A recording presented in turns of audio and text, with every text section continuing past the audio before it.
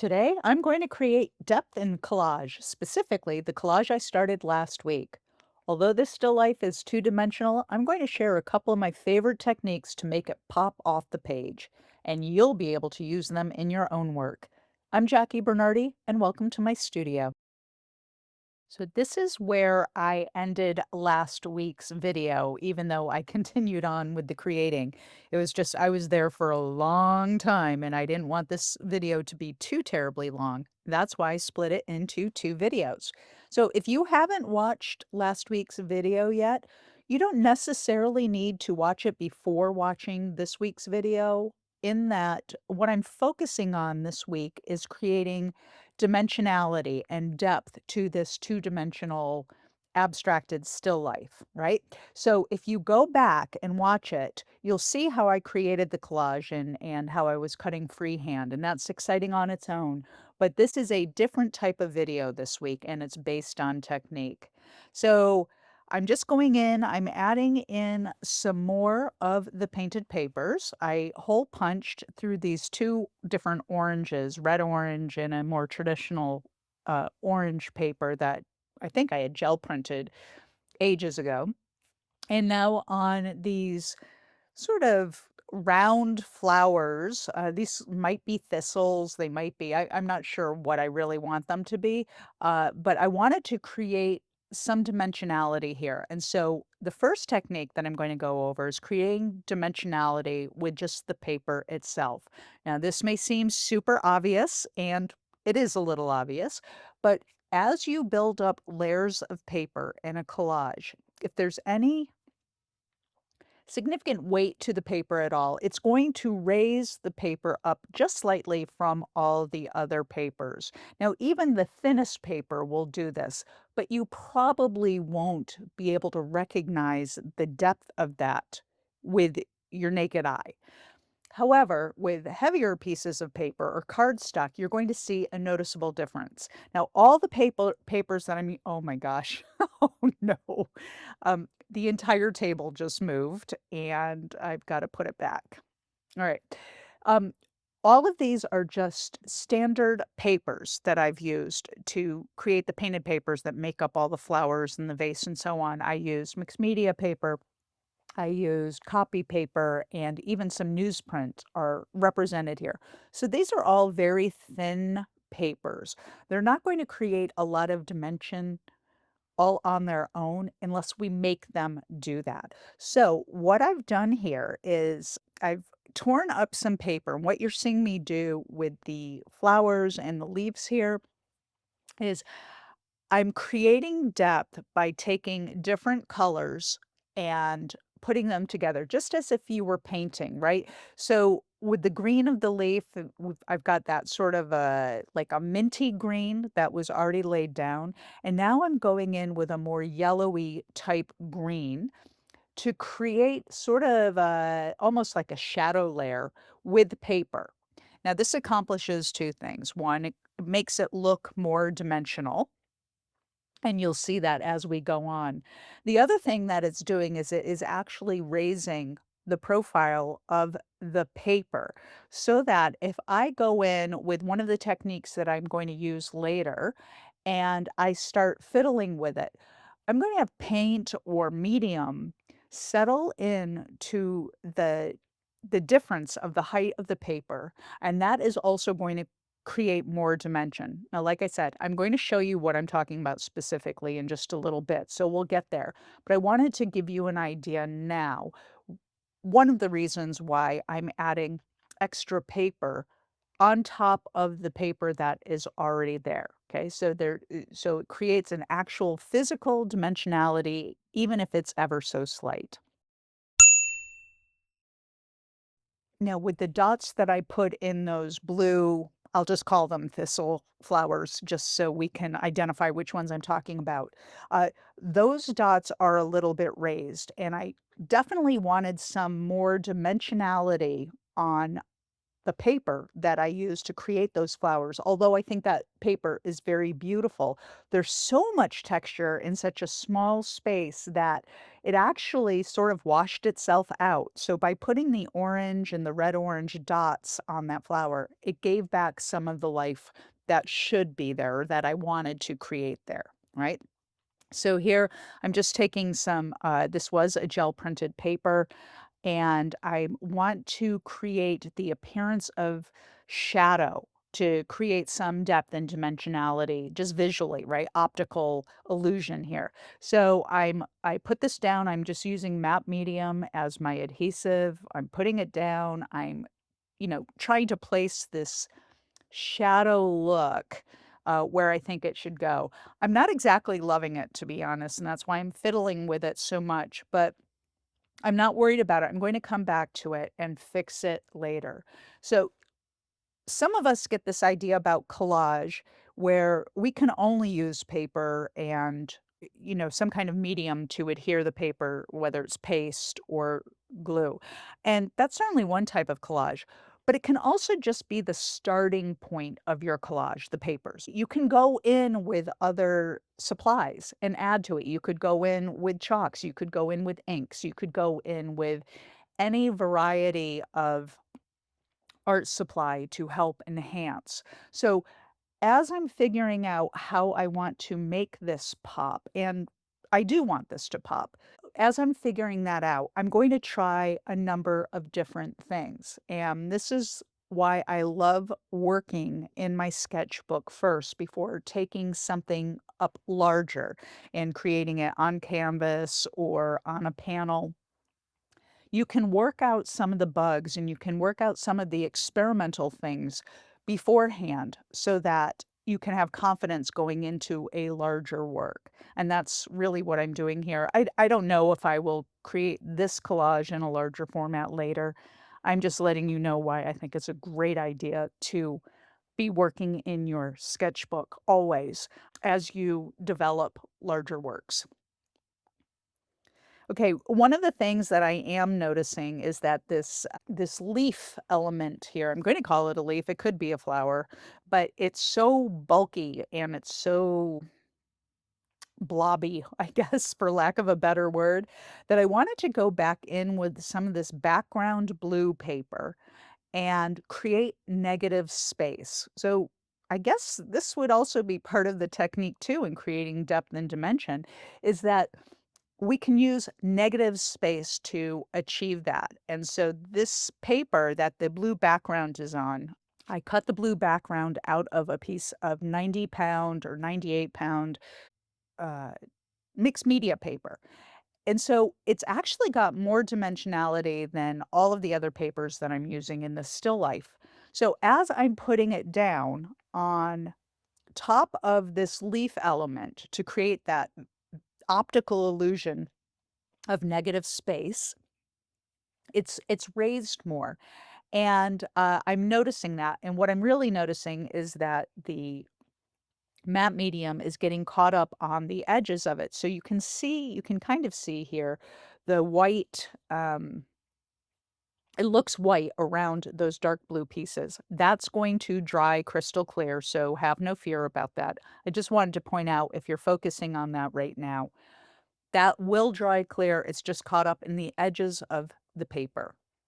And here I wanted to create some more visual depth with this other leaf, the same type of leaf or flower, but I wanted to create more depth looking at that. So I'm creating another layer with that orange paper to create kind of a conflicting, excuse me, a contrasting, like another level of leaf just to give that look of there's more to this flower than what I had originally created. And one of the things that I've been bothered by almost the entire time, but it's really standing out to me now, is at the bottom of the vase here, the way that I had cut the background paper, there was this curved element and it came up too close to the vase and it was actually messing with the dimensionality for me or the depth of this piece. So I went back into the original piece that I cut out of, and I found where that curve sort of where that curve came from, and I cut another piece out of it to add to the bottom. Now, again, because this is a much more dimensional piece of paper, you are going to see the white of the matte medium right now, but it's going to dry clear and it's going to be just fine. Now what I'm moving into is more refined dimensionality. And I'm going to start with the leaves here. And so I've just taken some Payne's Gray and a little bit of that green gold fluid acrylic. Both are fluid acrylics. And I'm mixing them with the matte medium to create sort of a glaze. it is really a glaze. It's just not using glazing medium. It's using matte medium as the glaze. I I don't want to make a powerful color difference between what is here and what I'm doing going in with this brushwork, but I do want it to have some lift, have some like variation, I guess, from just the paper there. So as you can see, I put it down with a brush, then I moved it around with my finger a little bit. You don't have to, you could use a brush. I'm very tactile that way. I need to feel it as I move it. And then I went back in and feathered it out a little bit more with the brush. And this is what you see me doing here now. This is just an angled flat brush. And I'm not, again, not making big color plays here, just going in and toning a little bit with this glaze and then moving it about. Now, I'm not necessarily trying to create shadow, and in fact, I'm really trying to stay away from that language for the purpose of this technique. Because what I want you to see is, yes, you're going to notice some of this will look like shading or shadowing and all that. The problem is that we have a very specific context for shadows and shading in our heads, right? The sun comes down and or a light source comes down in a specific direction, and then all of the shading, all of the dimensionality needs to come out of that angle of the light. And what I'm suggesting here, what this technique is not that. It's not to create an angle or a shadow necessarily.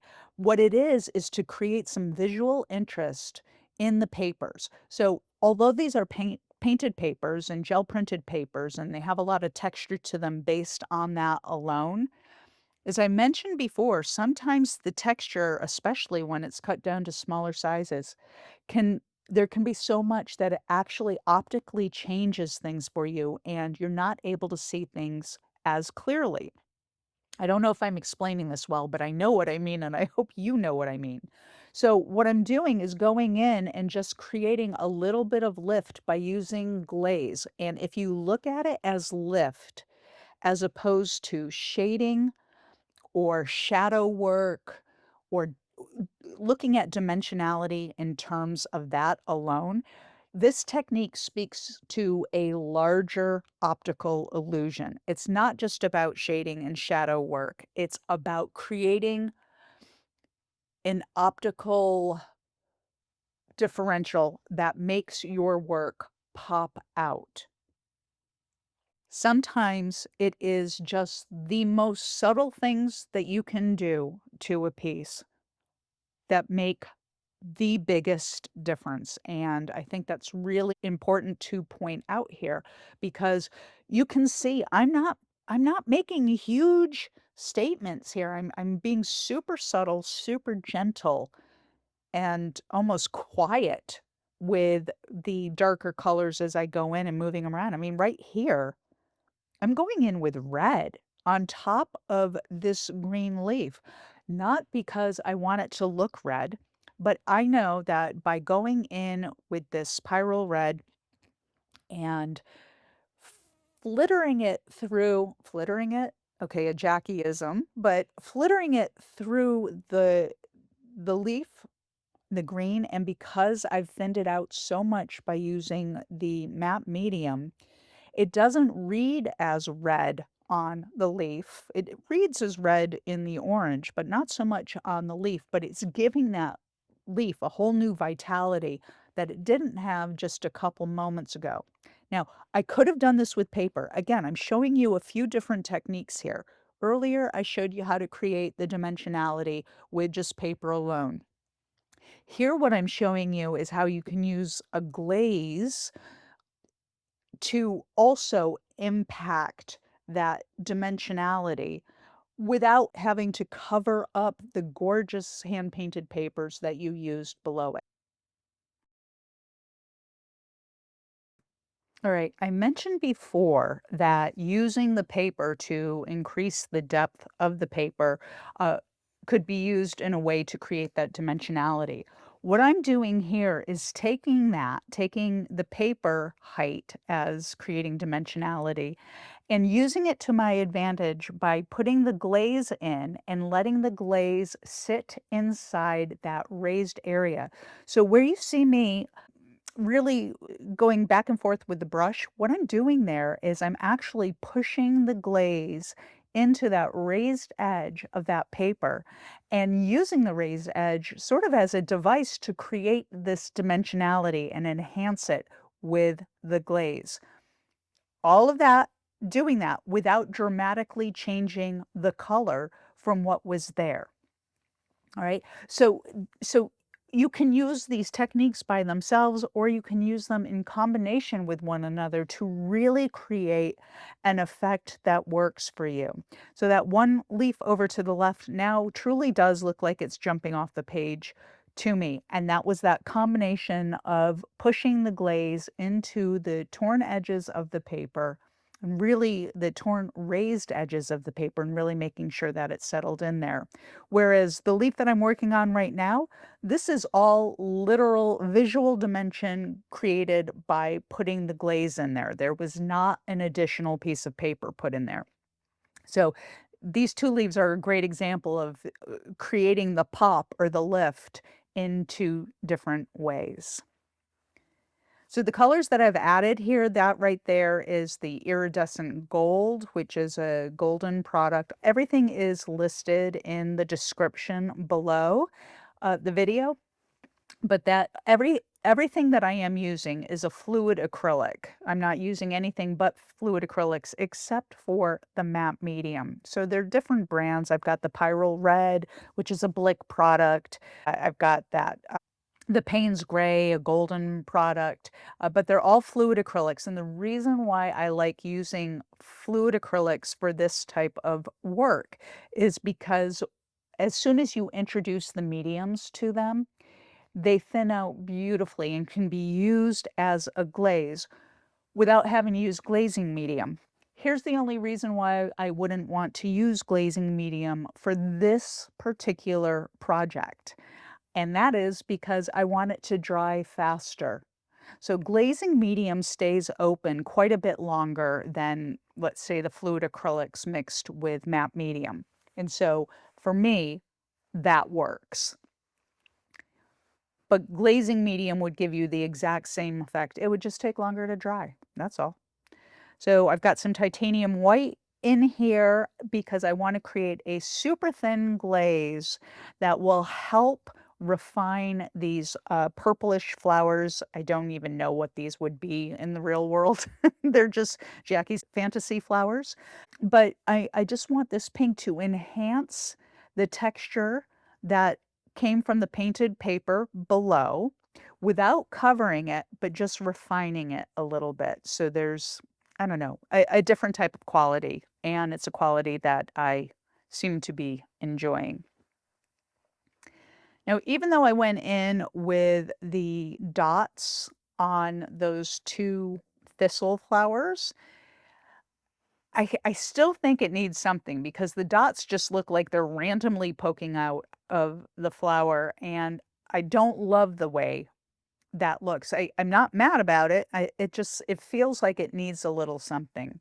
So while I was just mixing up some of that Southern Ocean blue, that's a Matisse fluid acrylic, I mixed it with some Payne's Gray to kind of blend in the cut paper down at the bottom below the vase to fill that in, right? So now it all just looks like it's part of the paper. But while I was using that, I got an idea that maybe I should go into the thistle pieces with this glaze combination. Again, and that's Southern Ocean Blue mixed with Payne's Gray. And it's a glaze, but I want to deepen the impact of those red-orange dots. And to do that, I got the idea of using this color glaze to go in there just a little bit and create more contrast between the buildup of the papers that made some dimensionality on those thistles, right? And by using the glaze to make those pop even more. And I like what's happened there. The shape of the vase was a little crazy pants to me, so I wanted to go back in and fix it a little. I don't want perfect shapes here. All of this started with cut papers, like free cutting. I didn't draw anything out. I didn't trace it. I just was using the scissors to free cut everything. But the vase was even a little wonky for me given those circumstances. So I just went in, created more negative space by using a thicker version of the glaze of the Southern Ocean Blue and the Payne's Gray. And that helps sculpt the shape a little better for me. I'm just going in a little bit more. The other thing about using this particular glaze, the Southern Ocean Blue and the Payne's Gray, is that by using it in different areas on the leaves, on the flowers, on the vase, it's creating a cohesion between all the varying different colors. So there's a commonality that flows now throughout the whole piece, and I rather like the way it's all pulling it together. I added a little bit of the pyrrole red to it, and it created almost a version of purple that I'm really liking for the base of the vase, the base of the vase. Like that? There we go. I'm pretty happy about the way that this is coming together. I am noticing that the white background, though, is very distracting for me, so I think I'm gonna go in once this is all dry and change it. Okay, so I did. I let it dry for a couple of hours, and now I'm just gonna create actually a solid background color. It may not go down completely solid, and there's a couple reasons for that that we'll talk about. But what I'm going to use is the Blick Azo Gold fluid acrylic, some cadmium yellow fluid acrylic, that's a golden paint, and then also the Blick unbleached titanium, I think that's the name of it. Again, everything's listed below. And I'm just blending this all together. What I'm going for is a contrasting yellow for this dark blue background, right? And I feel like it's like a muted gold, like not a metallic gold, but like a flat gold is what I think is going to make it pop the most. And I'm just using an angled brush here and hand painting in around the edge of the background. Now, had I been very planny with this whole project, I probably would have painted the background first. But at that point, I had no idea what I was going to do with this. I wasn't really sure what colors I would be using for the flowers because these are all old hand painted papers and gel printed papers. And as I was cutting out the shapes for the flowers, I just was randomly picking papers. There was no plan for it. So I could have used completely different colors, in which case I would want a different background. So all of this is to say you can start by painting a background or you can go in later and put in a background. It's all okay. The painting police are not going to come and get you. So As I mentioned before, this was meant to be a solid background, and it is. I'm not adding any other colors into the paint, I'm just using the paint that I mixed.